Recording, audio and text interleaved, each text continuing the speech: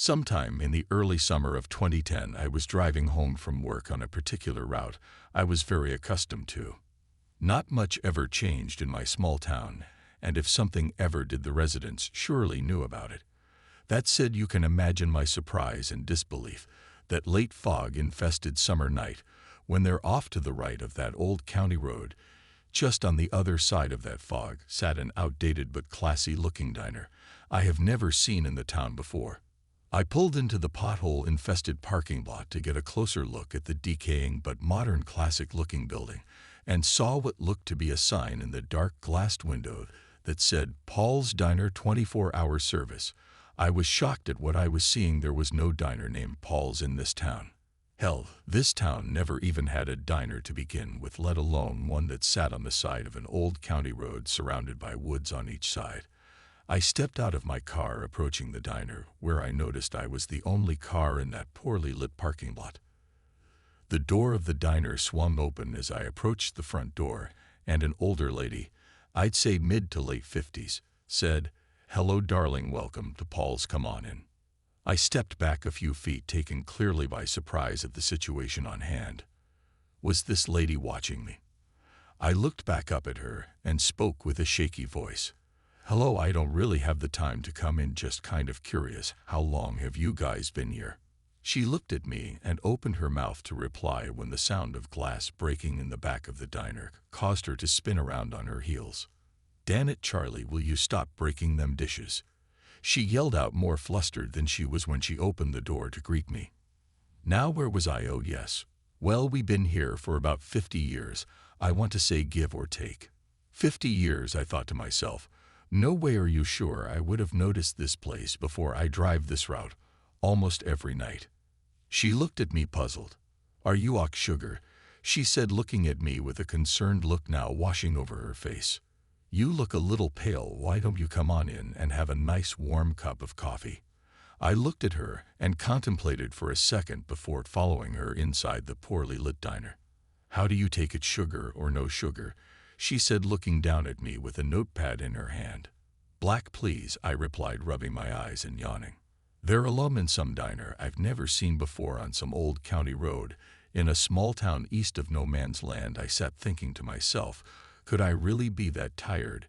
Had I just never noticed this place before? How could I have missed it? The place is ancient looking. There has to be some kind of explanation. Diners just don't appear out of nowhere. Maybe I'm in another town, that's it. Maybe I took a wrong turn, I continued to think to myself. The waitress returned with my coffee, and I decided to ask her, "What town is this?" Her answer shocked me to the core when she named my town as the town we were in. I grabbed my coffee with trembling hands and forced a sip as the waitress continued to ask me if I was ock. Quite frankly, I did not even begin to know the answer to that question. I forced a nod, and she walked away, leaving me alone to dwell in my thoughts once again. I took a glace down at my phone while taking sips of the coffee and realized no service was detected on my phone. How could this be? I thought to myself. I always get service on this road. I got up and walked over to the hostess stand where the waitress from earlier was now standing. "Excuse me, by chance, do you have a phone I could use? I have to call my brother, and my phone seems to not be working." She looked up from the pile of papers she had in front of her and smiled. "Of course, follow me." I followed her into this even more poorly lit area of the diner, where on the wall sat one of those phones you would see in a 50s retro-looking diner. You know, the ones your grandparents would have had back in the day. I picked the phone up from the receiver and dialed my brother's number. "We are sorry, the number you have dialed cannot be reached at this time, or is no longer in service. Please check the number and dial again." My face turned even paler as I heard these words. How can it not be in service? I was just talking to him like 20 minutes ago. I placed the phone back on its receiver and thanked the waitress as I walked back towards the lobby.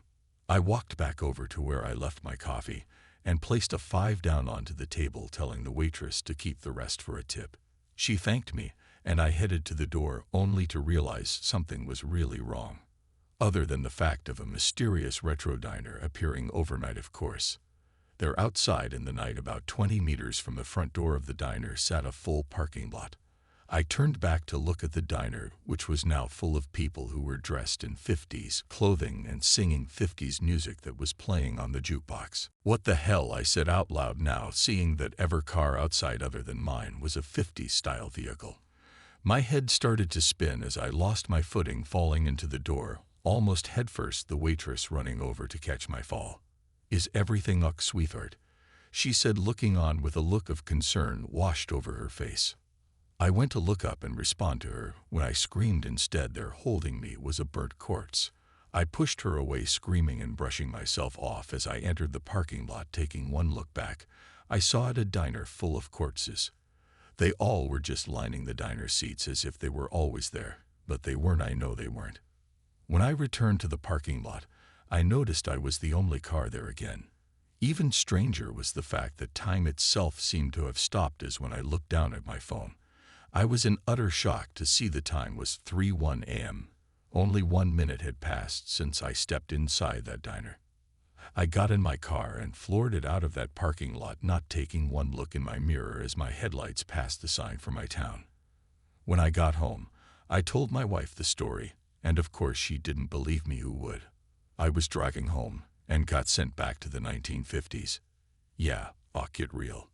I finished that night by searching Paul's 24-hour diner online, and after literally hours of nothing, I found a post with one article stating, "If you see a diner on Old County Road 9, do notice stop."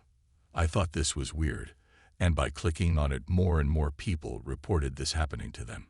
Another link on the dreadfully long forum page brought me to the town's historical site, where I read a newspaper article dated June 10th, 1955. Local fire and rescue responded to a 3-alarm fire along County Road 9 at Paul's Diner and Rest Stop earlier today.